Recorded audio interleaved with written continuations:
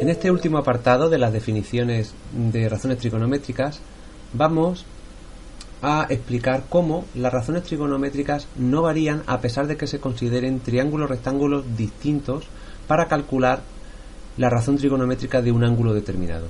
Es decir, como ponemos ahí, las razones trigonométricas dependen del ángulo, pero no del triángulo sobre el que se calcule. De manera que si tenemos un ángulo alfa, como este, nosotros podemos considerar el triángulo rectángulo siguiente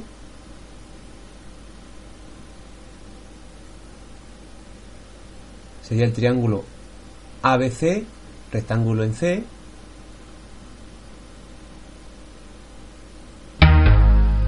ahí lo tenemos, que hemos pintado en rojo, pero también podíamos considerar más de un triángulo. Por ejemplo, podríamos considerar este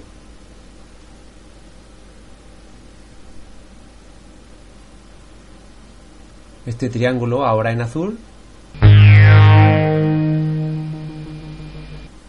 Es también un triángulo rectángulo y también nos podría servir para calcular las razones trigonométricas del ángulo alfa.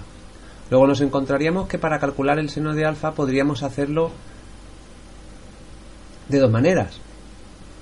Y tendríamos que el seno de alfa, si consideramos el triángulo que pintamos de rojo, sería la medida de la longitud BC, que sería el cateto opuesto, entre la longitud del segmento AB, que sería la hipotenusa de ese triángulo.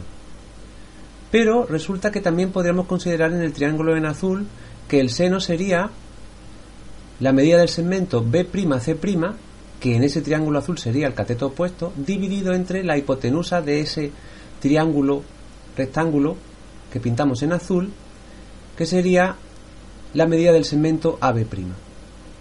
Bien, ya hemos puesto ahí que esos dos cocientes son iguales. ¿Por qué son iguales? Bueno, pues son iguales porque son triángulos que están en posición de tales. Son triángulos que están en posición de tales y por tanto son semejantes. Estas son dos rectas secantes y se cortan por dos rectas paralelas. Luego, los segmentos que determinan pues son semejantes. Ese es el teorema de Tales y en concreto estos triángulos pues están en esa posición y serían semejantes. ¿Esto qué significa? Pues significa que aunque los lados de los triángulos efectivamente cambian de longitud, los cocientes no varían, y al no variar el cociente no variaría el seno del ángulo alfa.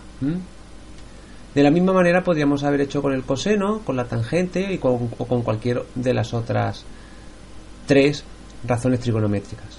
Tenemos entonces que las razones no varían a pesar de que consideremos otros triángulos. Por eso hemos puesto al principio que las razones dependen del ángulo, pero no del triángulo. Y todo está basado en el teorema de Tales.